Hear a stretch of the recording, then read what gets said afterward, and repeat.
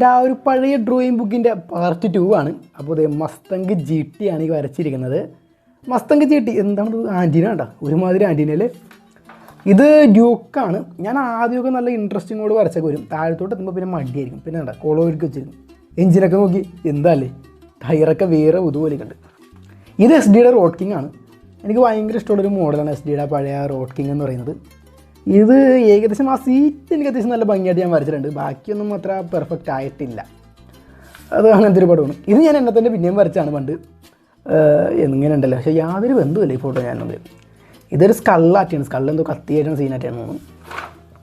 ഇത് ഒരു വീടാണോ എന്തോ, വീടൊക്കെ ആറ്റൊക്കെ വരച്ചേക്കണേണ്. കൊള്ളാല്ലേ.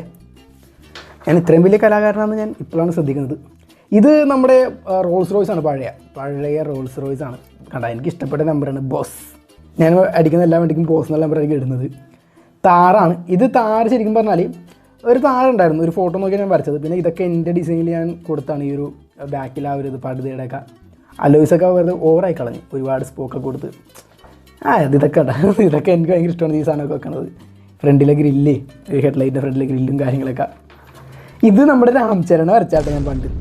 രാംചരൺ യാതൊരു ബന്ധമില്ലാത്തൊരു മനുഷ്യനാക്കിയല്ലേ. ഇതൊക്കെ എൻ്റെ കഴിവാണ്, ഒരാളെ യാതൊരു ബന്ധമില്ലാത്തൊരു മനുഷ്യനാക്കാൻ പറ്റുന്നത്. ഇത് ഇസൂസുവിൻ്റെ ആ ഒരു വീക്രോസ് ആറ്റൊക്കെയാണ്. അത് ഏകദേശം എവിടേക്കോ സാദൃശ്യമൊക്കെ തോന്നുന്നുണ്ടല്ലേ. ഇത് നമ്മുടെ സൂര്യണ്ണൻ്റെ കണ്ണാരം അടിച്ച് പഴുപ്പിച്ച് പോലെ കളഞ്ഞു. അത് വെറുതെ ഓവറായി കളഞ്ഞ. ഇത് ഒരു പെങ്കൊച്ചി, ചെറിയൊരു പെങ്കൊച്ചി. നെക്സ്റ്റ് വൺ, ഇത് M5യുടെ കിറ്റാണ്. M5 എന്ന് എഴുതി വെച്ചിട്ടുണ്ട്.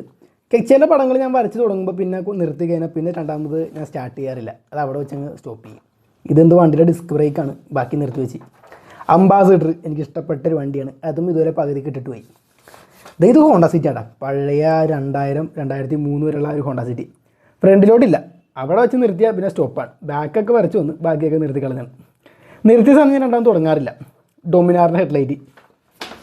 ഇതും ഇതുപോലെ തന്നെയാണ്, പക്ഷേ ഇത് നല്ല രസമായിട്ട് ഞാൻ ചെയ്ത് വെച്ചിട്ടുണ്ട്. പക്ഷേ മേലിലോട്ടില്ല.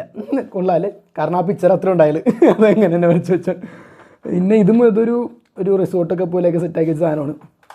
ഇത് കണ്ണ്, ഇതും ഒരു കൊച്ചിനെ വരച്ചാണ്, സാങ്കല്പിക കഥാപാത്രം.